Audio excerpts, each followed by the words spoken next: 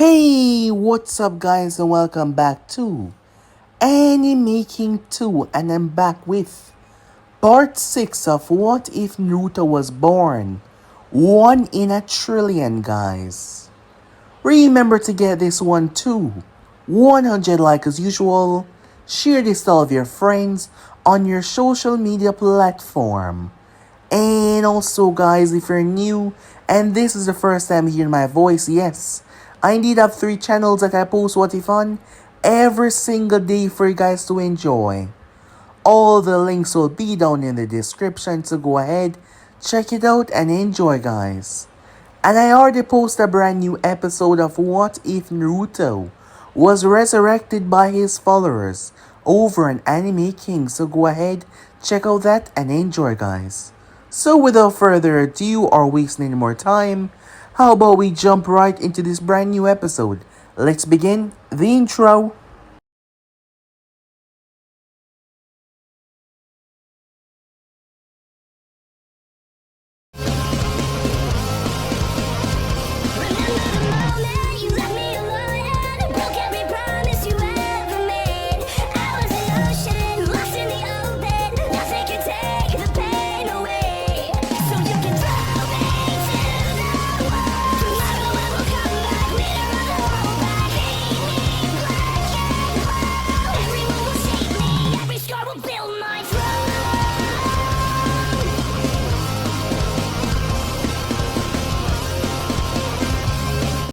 So the last part we left off, Naruto convinced the others that they did not need to be in a rush. After all, the damage that he inflicted upon Orochimaru would take him out of the game for a while.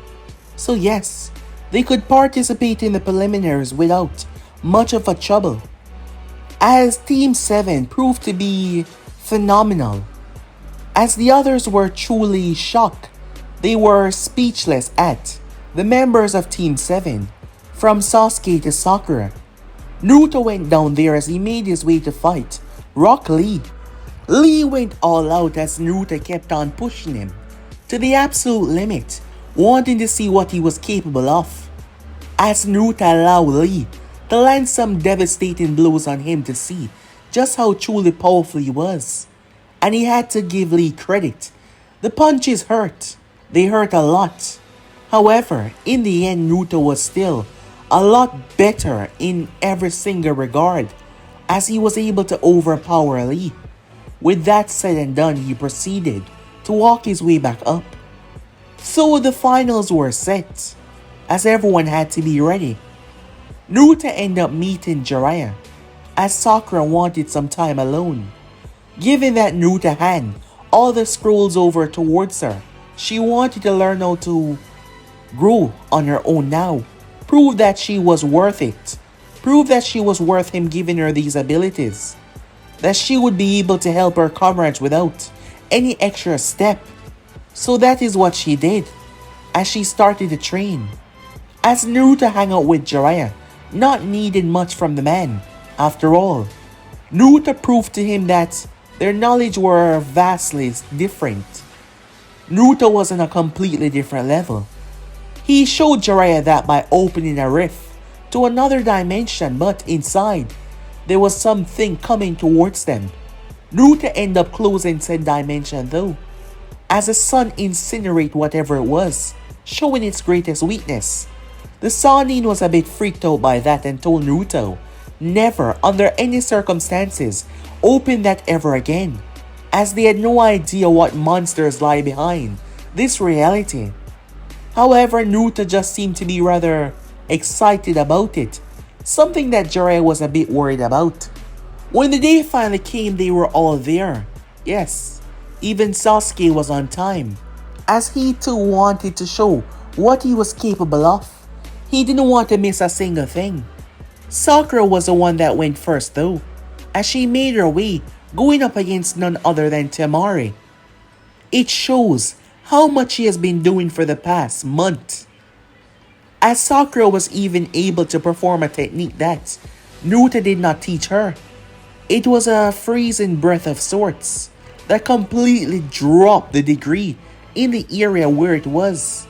Naruto was impressed by how phenomenally she was growing, as she was reaching new heights like that constantly. And he was proud, yes, like a proud observer watching. As another match took place, it was Shikamaru supposed to go up against Kankuro, but Kankuro gave up, as the audience wasn't too happy about that. Naruto then proceeded to make his way down there. His opponent was none other than Neji, as Naruto spoke to Neji. Instead of just plain out defeating him, he would like to understand a few things. However, Neji had saw what Naruto did to Lee, knowing that he somehow was able to mimic the fighting style of the Hyugas. Neji knew that he had to be very careful. However, their talk showed Neji that Naruto was right in his assessment, that fate was crap. Well, not to that degree just yet, but Naruto proved to him that fate did not bind him, as he defeated Neji. When Neji defeated, Hayashi decided to speak with him, realizing that it was finally time for him to learn the truth, giving him the letter that his father had left behind for him. Sasuke made his way down there. The intense growth that Sasuke has went through put him on another level, as he was able to not only outpace Gaara-san, but he was a completely different monster, using a technique that Kakashi did not even taught him, as he turned the Chidori into Senbons and used them to hit Gaara all over, knocking him down. However, that is when the invasion began. Sakura saw the look on Naruto's face, who seemed to be excited, yes, excited to the prospect of what was going to happen. Very so. So yeah guys, basically let's pull it off. You guys can switch across the place, check it out for yourself. So we jump right into this brand new episode. Let's begin now guys. Konoha was being invaded. Sakura was able to glide both her and Naruto down on her ice. They landed in the arena with Sasuke. Once again, Naruto was impressed, as she was properly able to handle the ice when it came to the thermal regulation, to ensure that her comrades did not suffer the effect that her opponents would. The place was in chaos all around, but Naruto's main focus was on Gaara and his siblings heading out, drawing the attention of Sasuke. Go after him and stop him. They're trying to get him somewhere safe so that he can transform and target the village. What about you? Sakura said. There's a lot more going on here than the eye can see, said Naruto. I'll handle the rest here. They nodded and without hesitation separated. Naruto started to make his way, leaving the arena grounds. As he hopped from rooftop to rooftop, the best way to destroy a village or conquer it was to go after the weak ones, to use them against the strong. And Naruto saw the Sound Ninjas racing towards the depths of the village. Protocols state that once all the civilians were safe, Konoha would lash out with the fury of a deity, but that would be much harder to do with these guys. It was at the academy where the students were. School was still going on. However, the explosion started to draw many attention. Aruka Mino, the teacher of the class, with another Kunoichi there, started to realize that there was a major problems taking place, and given the proximity, they had to get to somewhere safe, as the village area that was close by was being evacuated. However, Aruka saw two shinobis leaped over the wall. Immediately he drew his weapon. They landed down. They dashed towards him, but the Kunoichi launched weapons from her pouch. They were always secured, even within the class, just in case any spontaneous attack. They deflected the kunai though as Aruka clashed with one. The other one swung at him as he ducked, knocking away his feet. He slashed the other one's hand, forced him to drop his weapon as he punched him in the gut. The other one on the ground got up. However, a brutal kick to the face by said Kunoichi knocked him back down. That was until the students started to scream. They were defenseless, unable to protect themselves against this kind of threats.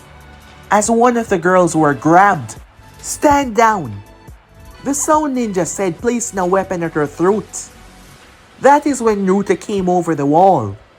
The man saw him and smirked. His two other friends grabbed two other children, raising weapons to their throat, stopping Naruto in his tracks. "It's him," they said, starting to back away as they jumped to the wall. "Stay with the kids," said Naruto, as he was speaking to Iruka. "I'll save them." As he went over the wall, only to land within a group of panicked civilians. Immediately, they turned their gaze when they saw what was going on, worried for the safety of the children. As one of them threw one of the girls towards the other one, so now he had more leverage. His partner stepped towards Naruto though. "Orochimaru-sama wants you dead." "How proud will he be when he know that it was us," he said, raising a kunai towards Naruto. As the people around started to panic, the children on the verge of tears. "If you don't want those kids to get hurt, get on your knees." "Fine," said Naruto. "Just don't do anything stupid. You can claim my life if you desire." His words shocked the populace that was there. After all, they knew him. For the past couple of years, many had tried to avoid him because of what he contained. However, the fact that he was willing to so easily give up his life like it was nothing to save kids, well, that shocked them more than they expected. "Don't worry, I'll make it quick. After all, we'll be living a lavish life after this," the man said, stepping forward, raising his weapon, until the ground erupted behind his two friends, as vines from plants wrapped around their hand, constricting them. They were slammed down into the ground. Said ninja, eyes widened as Naruto rose up. Seeing his two partners captured, he made a run for it. As Naruto stepped towards the kids, "Are you guys alright?" he said to them. They all looked up towards him, delighted and happy to be saved. "He's getting away," one of them said. "No, he's not," said Naruto. A vine erupted and wrapped around his throat, slamming him into the earth. "Come on," he said, "I'll get you all back. And as for you guys," he said, looking towards the civilians. Clones appeared without him even raising his hand, as they started to help them to get to safety, showing a surprising amount of strength by lifting them with ease. As Naruto brought them back, Iruka was so happy. As he thanked Naruto, Naruto told him that he had to go. I suppose I'm getting soft," Naruto said to himself. He knew what the enemy had planned, so he simply went to handle it. However, he was interrupted by the monstrous chakra erupting within the deep forest. The One-Tails. A few minutes earlier, Shino and Shikamaru was sent to help them in their pursuit. As Shino had stopped to take Kankuro when he tried to slow them down, Temaru was knocked away by her own brother. Shikamaru had stand back as both Sasuke and Sakura got to work. 1-on-1, Sasuke bested Gaara, with Sakura there. Well, he was not much of a threat. They were knocking him around. They were knocking him down. Gaara was losing. Sasuke wasted no time intending to take him out so they could get back to work. However, all he did was piss Gaara off when he injured him. Gaara gave up, choosing to give in to the beast. The monstrous amount of power that was released ended up knocking both Sasuke and Sakura down to the ground. Sasuke was sent. He slammed across the pavement and crashed into a tree. Shikaku was pissed. No, he was insulted that his host was being manhandled like that. He scooped into the earth as he picked up something in his hand. It was Sakura, who was still dizzy from being thrown hard into the ground. She hit her head. "I'll crush you, you puny human," Shikaku said, as that was his intention, to crush her within his palm. Sasuke's eyes widened as he couldn't reach in time. He wouldn't be able to save her. In that moment, all of Naruto's work that he did on Sasuke showed. Naruto had removed the limitation, allowing Sasuke to grow without any ties to emotion, any bound to any other special quirks that would be needed for his eyes to evolve. He removed the link that would weaken him, so that there was no limit to his growth. And in doing so, Sasuke's eyes changed. Shikaku was shocked as his arm was split. Sakura, finally regaining her momentum, was grabbed by another arm. She was confused, only to see Sasuke standing within a body armor. Just the upper half though. It was purple. Massive. It was the Susanoo. Sasuke's eyes had evolved into the Mangekyo Sharingan.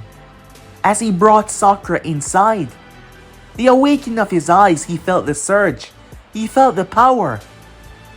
Sasuke simply went with it in order to save someone that was special to him. And thus he did. Sakura was truly amazed as she looked around. However, the next moment they were sent sailing back. Shikaku spun and slammed them with his tail. Pissed he was. He started to rain blows upon them. His sand started to hit them. He started to slam his stomach, releasing that terrible amount of gusts. Over back in the village, Naruto was waiting, as he could feel the battle going on despite his distance. A smirk then graced his features. Back to the fight, Sakura placed her hand on Sasuke. As Sasuke exhaled a cool breath, the next moment, the Susanoo rose. Sasuke's eyes were not perfect. It was only half. However, Sakura started to send him her own chakra. The both of them started to glow, purple and white. The Susanoo then formed completely, gaining legs that were completely made of ice. The chakra circulating around them, they knocked Shikaku away. The beast was furious. However, the power of Sasuke recently developed Susanoo was actually frightening. Surprisingly so when he lifted Shikaku off the goddamn earth. He lifted him up and threw him. Shikaku toppled over hundreds of trees. However, when he got up, he was pissed. Holding nothing back, he pulled one of his most deadliest techniques. Alarms started to be raised everywhere. The ninjas of Konoha started to frighten. Not just them, the sand ninjas that were there as well. The sound ninjas.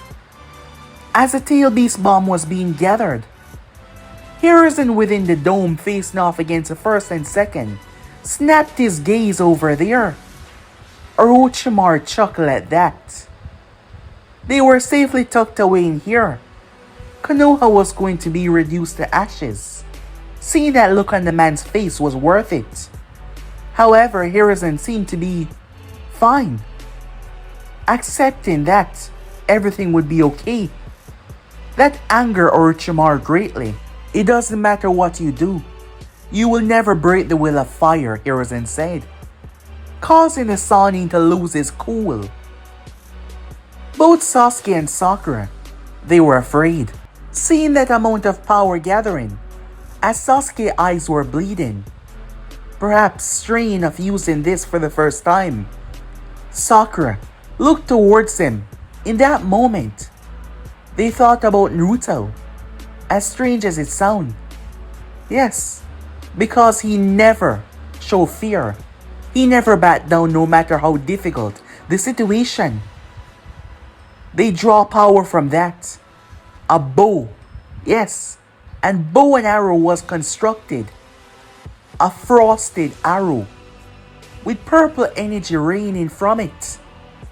They started to relinquish their power into it, giving it what they could. When the two techniques were launched, The space between them seemed to rupture slightly as they connected, causing a huge explosion.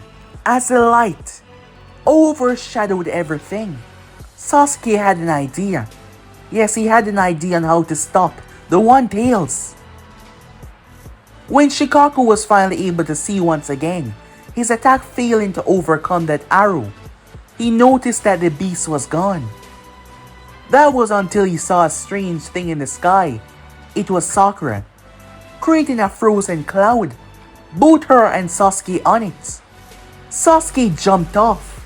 Shikaku snapped his gaze up right to rip him apart. However, Sasuke brought his hand forward and his Mangekyou swirl, capturing the gaze of Shikaku as he landed right on his face. The body of Shikaku seemed to stiffen up, like it was having difficulty moving. It struggled for one moment, but the next moment, it seemed to lose immensely. Its mind being subdued, its consciousness being pushed back in. Sasuke's eyes started to bleed even more, but he forced through it, pumping his power, forcing through as he kept on pushing, forcing the beast to go to sleep. As the sand started to break apart within the village, as the fighting was raging, knowing that they were safe from the tail beast bomb, as Naruto stood within the center, rather proud of his teammates. When he brought his hand down, the sudden surge of power alerted everyone. Animals, mutated, large animals started to rise. There wasn't one, there wasn't two, there wasn't three. There was hundreds. Yes, you heard that right. Hundreds. Jiraiya, who was busy fighting the giant snakes, was interrupted as a strange bird arrived. It opened its mouth and released flames, torching the snake to, well, sunders. But it wasn't just that. The bird talons ripped the snake neck apart, as there were 3 snakes. Down below, wolves, bears. However, they all seemed genetically modified. The bears were not as large, more flexible, able to use their hands like humans. It was unusual. However, when they clench their teeth around a neck and rip it open, it showed their ferocity. Hounds leaping and ripping the sound ninjas apart, and those unfortunate sand ninjas, the ones who had already fled. The sand ninjas were not in the same quantity as the sound ninjas, as they were simply used to blow the walls. Not to mention knowing the destructive capability of Gaara, they stayed their distance. However, Baki realized that they were tricked after hearing one of the Anvus said the word Orochimaru. Yes, they were tricked. It wasn't the Kazekage. Him being so close to the man, now he understood why he's been so strange. They had to get out of here immediately. As the sound ninjas were being ripped apart, they were being gutted one after another, as Naruto animals were ferocious. Some of them devouring the entire corpse, given their size. As the Konoha ninjas were stopped fighting. Yes, because their enemy was being torn apart right in front of their eyes. As the animals spread, going beyond the walls, spreading within the village, understanding who their target was, they were tearing them limb from limb. Even bunnies. Small little fluffy bunnies were gigantic with a humanoid built and was crushing them. Meanwhile, Naruto appeared right in front of the dome that was holding Hiruzen inside. The Anvus immediately shouted to stop him, knowing that touching it would cause death. However, Naruto plunged his hand into it, shocking them. He plunged his other hand into it as a strange electrical discharge started to appear on his hand. He started to forcefully pry, chakra opened, solidified chakra. The Sound Ninjas were shocked as they immediately start to send more chakra. The Sound 4 couldn't believe it. The dome tried to close itself, trying to repair, but Naruto ripped it open with his bare hands and stepped inside. It immediately closed behind him. Gazing over towards each other, they wonder, what the hell was that? As Naruto stepped inside, he brought his hand together. There was a red lightning that sparkled, followed by a black, then purple, then blue, then white. A strange water solidified cones start to appear on the lightning, capturing the lightning in a solid form. The water then solidified itself and became dense before it elongated into a spear form. Naruto gripped the spear and calculated the distance. He closed his eyes, then thrust with his might. The thing ripped through the branches that were there, tearing through the trees. As Orochimaru stood there watching, as his sensei was being overpowered, Hiruzen taking many deep breaths. Suddenly, the Sannin heard something, but it sounded like the clap of lightning. He was impaled as he slammed vigorously into one of the trees. Orochimaru released a horrendous scream as a course of energy ripped into his body, causing him to cough out blood. The Sannin gripped the weapon that impaled him only for it to burn and electrocute his arms, causing him to scream even more, but he opened his mouth and jumped through. His new form collapsed on the ground, seemingly injured despite the switch. That shouldn't be possible, he said, feeling pain course through him from head to toe. That is when he looked up and saw Naruto. As Naruto came walking over towards him, a smile on his face as usual. I thought I injured you more. Guess I was wrong.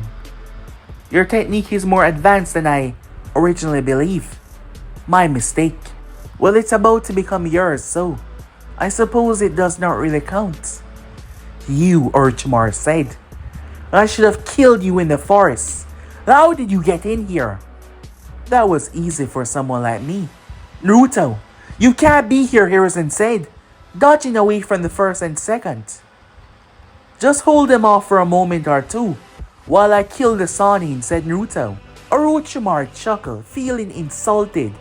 The mere fact that Naruto had not tried to kill him in the forest, holding back, pissed him off, but even now, you, a mere child believing that he can beat me. Naruto proceeded to take off his jacket, showing that he was wearing something underneath, a vest. It was flat. This vest has always been there, under his shirt. It was the lap that went down his shoulder, many believing that it was simply an undershirt. He was wearing a white shirt underneath. He folded his jacket and placed it to the side, still in his white shirt, as he started to undo the vest.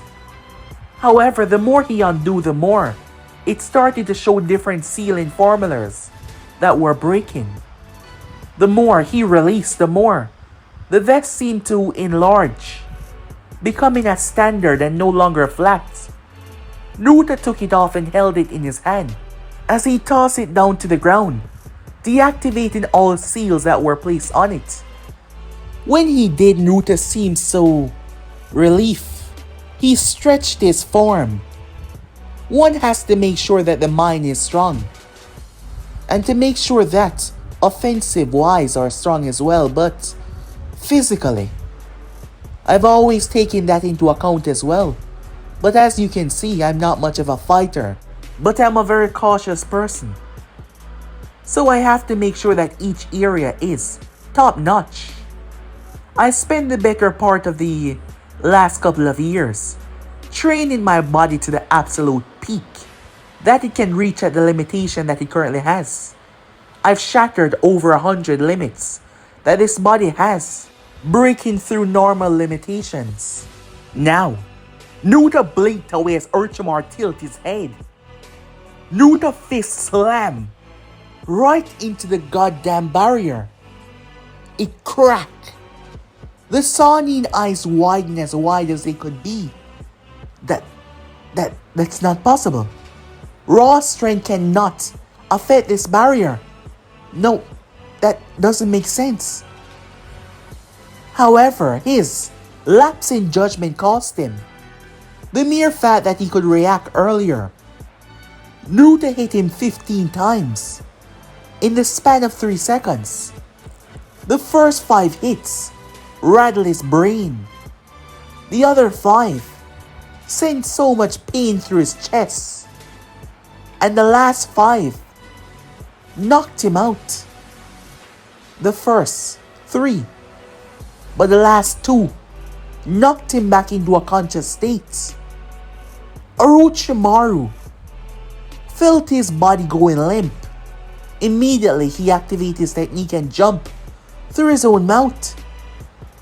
The Sanin landed over on a tree branch. Confused and terrified. Yes, him. Orochimaru was terrified.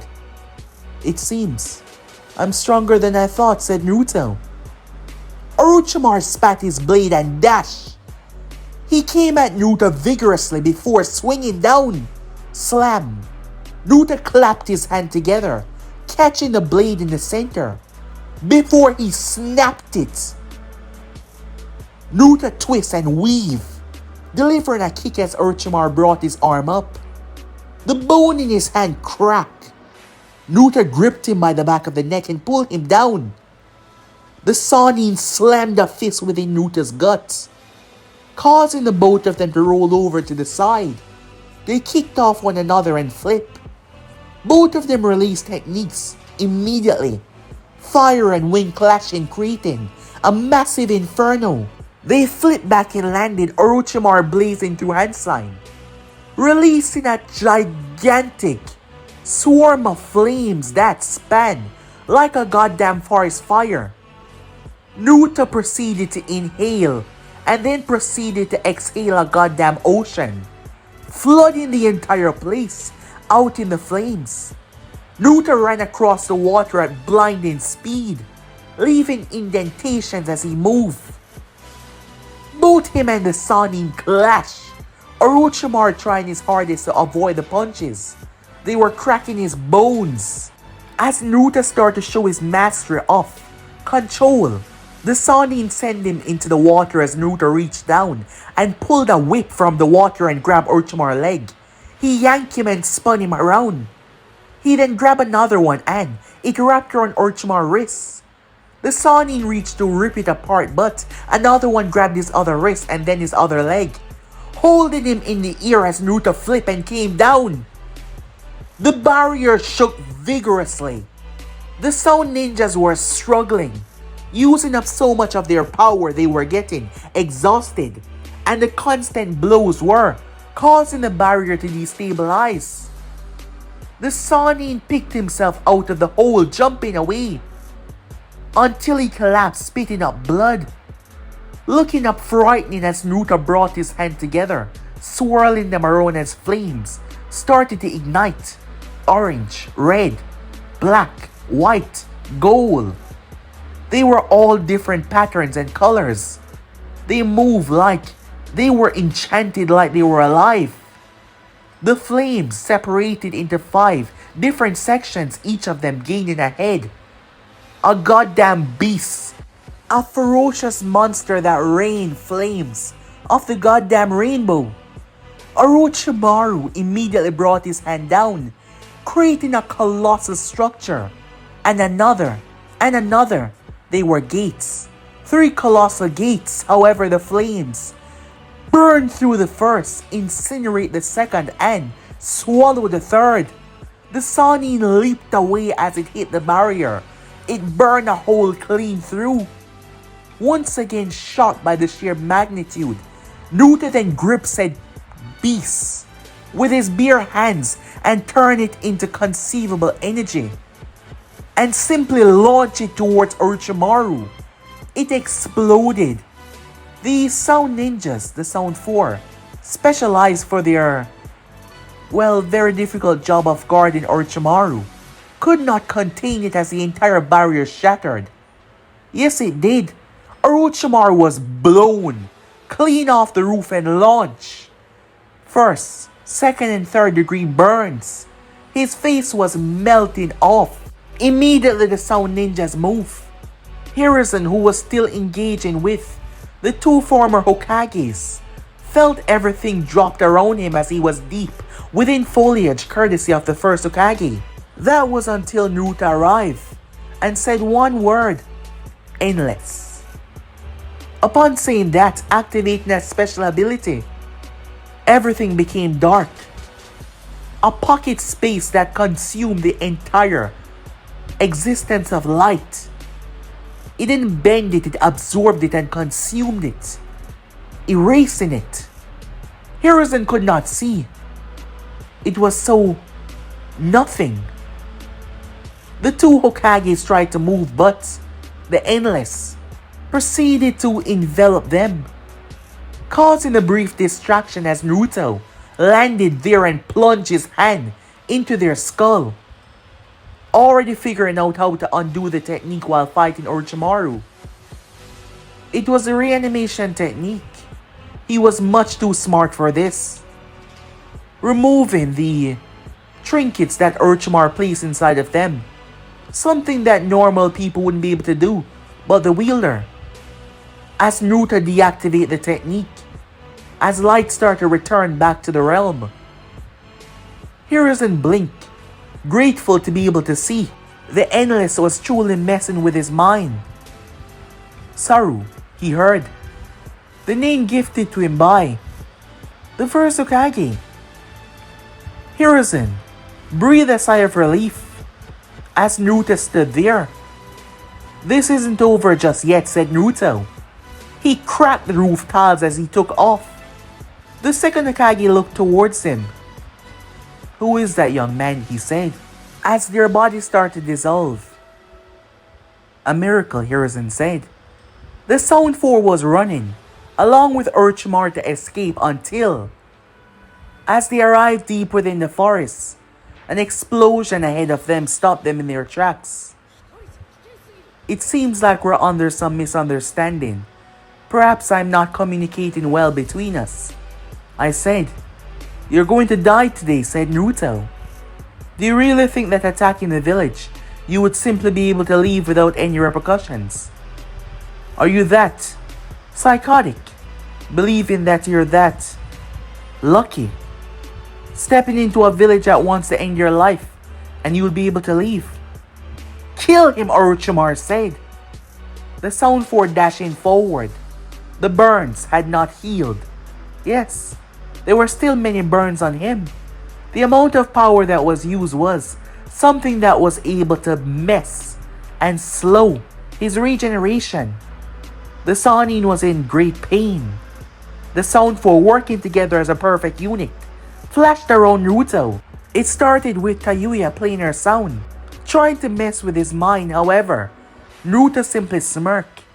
Naruto started to release his own sound waves that counteract with hers, and his sound waves made hers 1,000 times stronger and reflect them back directly towards her. It hit her dead on, causing her to scream, blowing out her eardrum. Blood started to pour from her ears.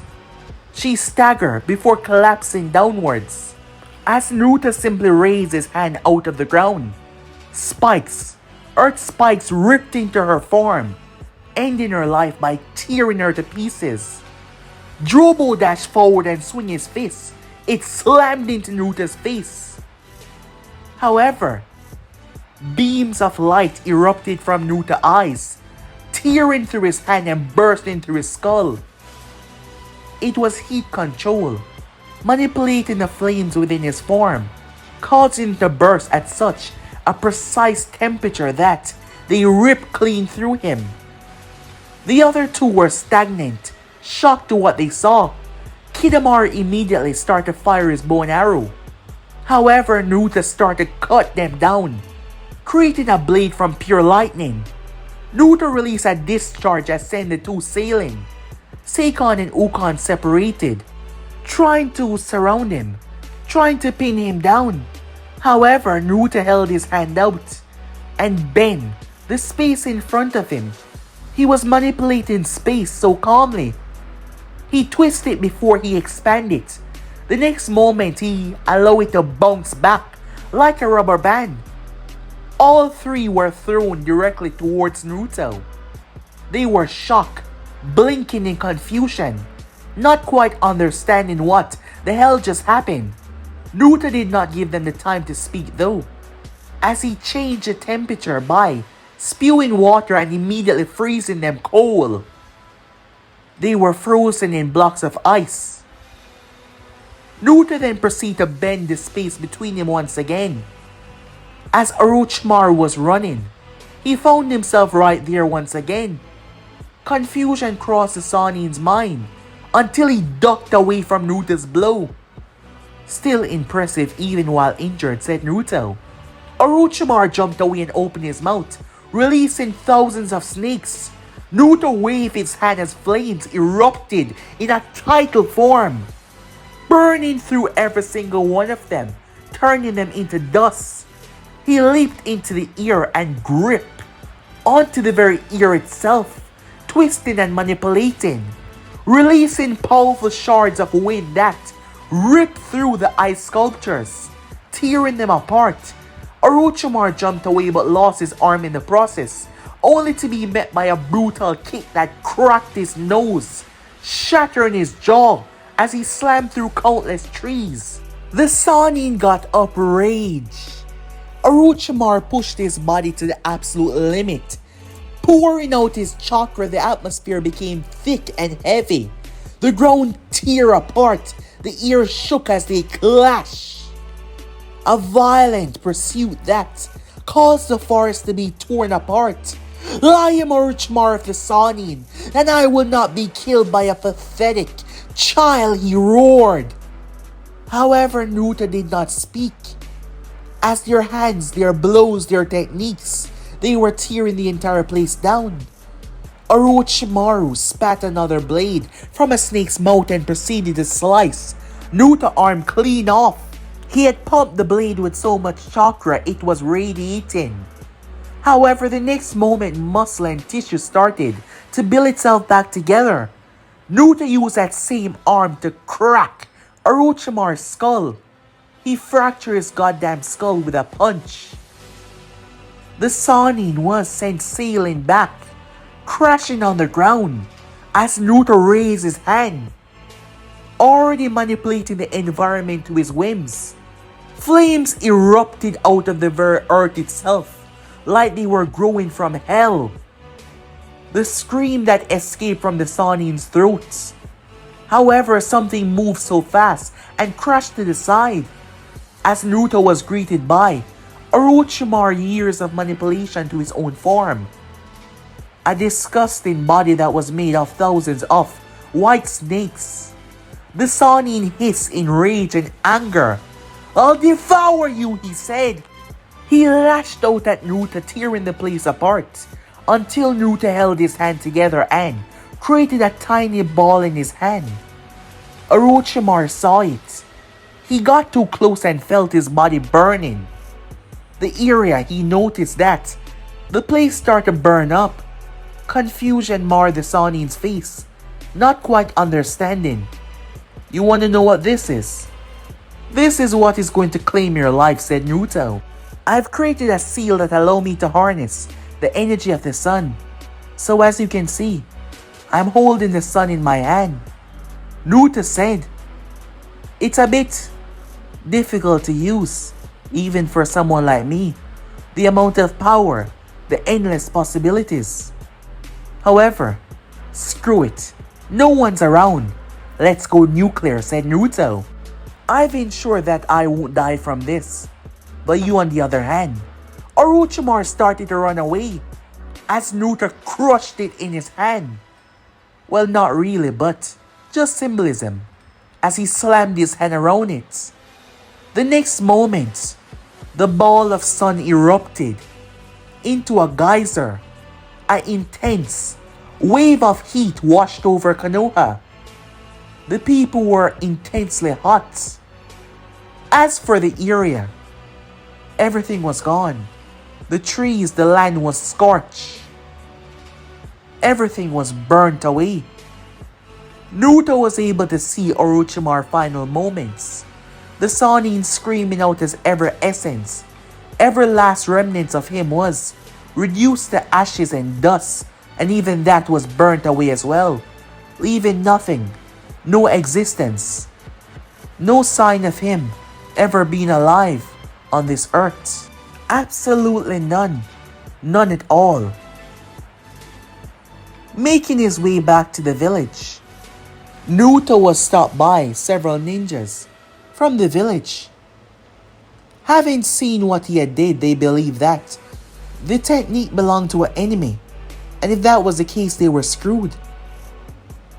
As Naruto showed them that it was him, they realized that it wasn't foe but comrade. As they start to return back to the village, one of the foxes were with them. It jumped towards Naruto as they realized that he was the one behind all of this. He perhaps saved many lives by using these animals to rip the enemy foes apart. Upon returning back, Naruto saw the unconscious Gaara, Temari, and Kankuro, courtesy of Sakura and Sasuke. As they brought them back, tied up and restrained, Hiruzen landed down, making his way towards Naruto. Did he get away? Of course not, said Naruto. I was on the job. You shouldn't expect any less. Orochimaru of the Sannin is dead. The words sound so unreal as Naruto said them. Time skip. A funeral was kept for those who died in the attack. Yes. During that time, Hiruzen was there to oversee all of this. He believed that he wouldn't have been here if Naruto didn't intervene because he was planning to use the Death Reaper's seal, but that was prevented. He was a bit concerned with the look in Naruto's eyes as he looked at the people that did not make it. There was this look in Naruto's eyes of curiosity, not grief or pain, but just blatant curiosity. Hiruzen had no idea what he was thinking. Knowing that Naruto has grown to such heights that it was scary. However, time and time again, Naruto has proven that he was trustworthy. But Hiruzen did not like that look in his eyes. Not one bit. However, the fight did show him something. He was no longer fit to be the Hokage, in more ways than one. It was finally time that he stand down and get some well-needed rest, spend some time with his family, what little time that he had left. He already knew that Jiraiya was going to refuse. However, there was someone else, despite what she's been through. After witnessing how Naruto was able to make people understand that pain is a part of life more than once now, he believed that he would be the best possible choice to convince her to return, to show her that there is another way. Yes. So with that, at the end, he had Naruto come to his office. Jiraiya was there as well. As he was retiring, they were the first that he brought the news to. As Naruto leaned back in the chair, I'm flattered, but I'm not sure that becoming Hokage would fit in my schedule right now. Hiruzen chuckled at Naruto remark, I'm afraid you're way too young for that. And I know that you won't take it, he said. Being Hokage was never your style. I suppose you're right about that, said Jiraiya. Well, I have someone else in mind. Someone that will be right for the job. Wait, you can't be thinking. Her? Jiraiya said. Given the history and everything. Yes, her. You mean Tsunade Senju? How did you... You know what? Never mind, Hiruzen said. He had stopped questioning Naruto's understanding of things a long time ago. There was actually no point in doing so. So yes, they were leaving the village. As Naruto walked through the streets, The people were different. Rumors had spread about what he did. For the children, not to mention saving people by using summoning animals. More than one started to recognize that he was a hero.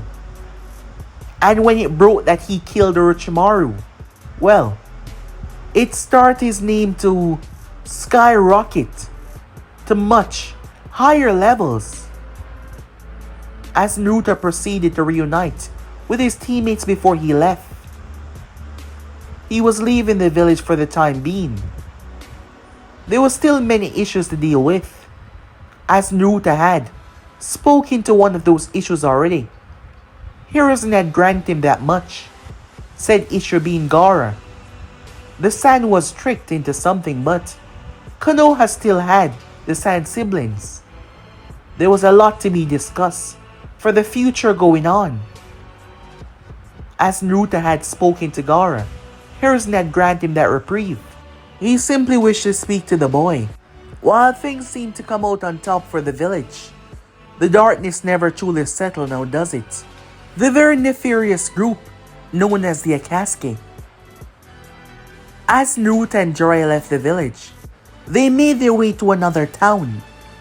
The Sannin got, googly eyes by a female, which led him to chase after her. So Naruto head back to the hotel. Naruto proceeded to open the window as 4 pieces of robotic parts enter the window as they form together.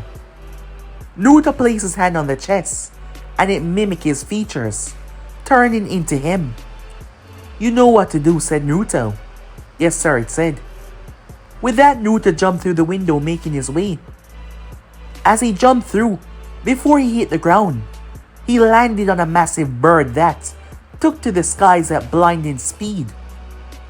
Sometime later, Naruto was looking down. The bird went down as Naruto jumped off.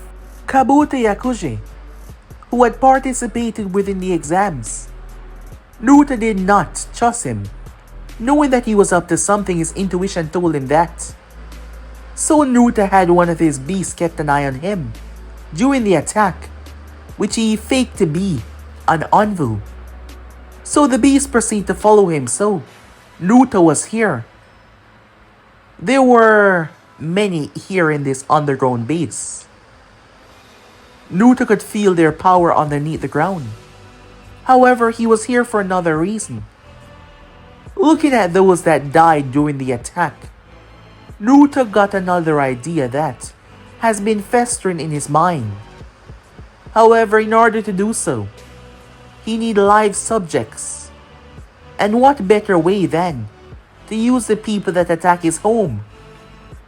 As Naruto felt completely justified doing that. Not that these things ever bother him anyway. The enemy, he could do as he pleased. So yes, Naruto proceeded to get to work. Sneaking in wasn't hard. It was simple, as he blended within the shadows. And that was not a figure of speak. Literally, he melted into the shadows, merging with his own. It wasn't hard to understand the balance between light and dark. At the age of 6 years old, he was able to create loops, breaking the normal understanding of how water flows. So yes, this was exceptionally easy for him. Making his way as he walked through the halls, Naruto arrived to where he sensed the strong individual, a white-haired boy with 2 dots on his forehead. As Naruto watched him, he did not seem to be in a pleasant mood. His name was Kimimaro, and Orochimaru was his life. Hearing about his master's death had really aggravated him. He wanted Kabuto to tell him the one that killed Orochimaru so that he could exact his revenge himself. However, Kabuto was telling him that he will only get himself killed. However, Kimimaro did not care. Orochimaru was his life. and without him there was no point of going on. That was how he saw things. That was how loyal he was. The dedication, the respect. It was on a completely different level. "Hi there," said Naruto, stepping out. "You seem rather upset. Did you lose someone during the attack? Or perhaps, were you one of Orochimaru's loyalists?" Naruto saw all that he needed to know. "I have to say, as much as I detest the guy, he had a way of getting people that loyal to him that they're willing to do whatever it takes to ensure his safety. But you should know, I was the one that killed him." "What did you just say?" "I said, I was the one that killed..." Naruto was cut off as Kimimaro lashed out. "Interesting," said Naruto, watching the manipulation of his bones. The next moment, Kabuto was alerted by a colossal explosion. Racing down the halls, Kabuto saw Kimimaro. His left arm and left leg was no longer with him. He was mutilated and badly hurt and in the wall. As Naruto was pulling one of the bones right out of his shoulder, he was examining the thing. Kabuto's eyes met with his. "You," said Kabuto. "Don't worry," said Naruto. What are you... There's no need to run. That's what I mean." "What do you think? That explosion was a mistake?" Kabuto looked down. Something was wrong with his room. He started to back away, but he could not break. He could not break it. More ninjas started to flood inside. Wait, no! It was too late. They could not leave either. As Naruto pointed toward the center of the room. "See that there? A tiny orb that was glowing. It's stopping you from leaving this room. But that is not all that it does," Naruto said, as he teleported outside where Kimimaro was. The next moment they were all violently shocked. It shocked them so much that they proceeded to pass out. Naruto was the last thing that Kabuto saw as he proceeded to collapse.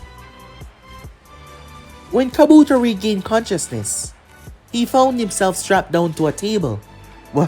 Where the hell am I? What the hell is going on? Easy now. You're not in any danger. Naruto chuckled at his own joke. You know, it's real messed up that I'm doing these things behind the people that I claim to care about. I suppose my empathy only go as far in terms of lying to people's face. I mean, I do care about them, but my thirst for knowledge, my thirst to continuously grow is something I can't control most of the times. I feel like I'm gonna go mad if I don't do what I need to do. I got this place some time ago, preparing it for this exact moment. So now we can begin Trial 1 of Life and Death Study. What? Kabuto said. Don't worry. You will be the first person to be partaking in something breathtaking. Something unbelievable. Time skip. Naruto finally returned to his creation. So, what has been going on as they were still on the road? Well, first of all, we came across the Akatsuki. Ah, so soon. Yes. It was Itachi and Kisame. Sasuke arrived. He's feeling much more proud of himself. His brother was truly shocked when he saw his eyes. Good, said Naruto. It's a much easier chance of him defeating his brother. With the growth that he's taken, I'm afraid that Itachi is still a bit powerful right now, giving Sasuke a weaker form, but soon, Naruto said, basically talking to himself. What else? I did not actively try to kill Kisame. Good, said Naruto. Jiraiya arrived and they ran away. But Sasuke did show remarkable growth. His brother was truly shocked, but I did notice something. He also seemed very proud. which contradict everything that he's been saying. Yeah, I've been thinking about that. There's so many mysteries and hang up around the invasion. I have an idea. I believe that it was plotted by our own village to take out the Uchihas. There are many scenarios, but let's go over that later, said Naruto. What else? Well, we found Tsunade. I was able to convince her to return. How so? I trapped her in a loop, allowing her to relive many different situations where her brother and her lover sees her life. A genjutsu mixed with the altering of the surrounding distance of her reality. It only takes 10 loops. She was mad. She wanted to punch my head off for messing with her emotions, but after she calmed down, she started to realize just how much it would mean to them, just how much she was letting them down. And she chose to come back with us. We've built that repertoire between us. Become close. Well, that's good, said Naruto. A more viable Hokage would prove to be beneficial for me anyways. Come back to me now, said Naruto, as he held his hand to his chest and absorbed everything. Naruto got every single memory, which was an easier way to do that. However, he liked to talk to himself. He found it much more appealing. After all, who was smarter than himself? As the robot parts returned back to the hidden leaf, securely returning where they were supposed to be. These weren't any robot parts, specially designed and crafted by Naruto. They were top of the line, they were truly special. Around 2 months after Tsunade got the title of Hokage, Naruto was leaving with Jiraiya. It was easy to manipulate things in his way, so they could leave. It was kind of a null point, given the strength that Naruto possessed. However, Jiraiya had a lot of experience that he could pass on to him. And, well, the Akatsuki would come for him, because they did not know that he didn't have the 9 tails anymore, as Naruto wanted that way. But this was due to his manipulation of things. Sasuke was taken under Kakashi's wing. He's already shown the vested interest to train him, and it wasn't hard to make things so that Tsunade could see Sakura as a student, after seeing just how special the girl was. As things needed to be set this way because it was much easier to fool Jiraiya, to make him believe that he was with him while he was not. So yes, for most of this little journey that they were going to take, Naruto would not be there because he was on the threshold of breaking barriers and limitations that no human should ever break. And in doing so, well, Naruto little meddling, he ended up awakening something. Not just one, but several. As Naruto was reaching to depths that surpassed the normal living of a ninja. Eyes that were supposed to be closed were opening. Things that were supposed to be away from the elemental nation was being attracted to it. Yes, Naruto was not just causing a lot of internal changes, but a lot of external changes as well. The toads at Mount Miyaboku started to feel unnatural, as it felt like someone was tampering with nature itself. But guys, me and subscribe right here.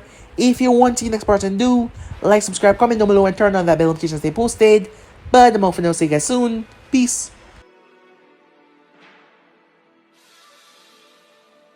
一人じゃ危険すぎる。わしはコロハの3人だぞ。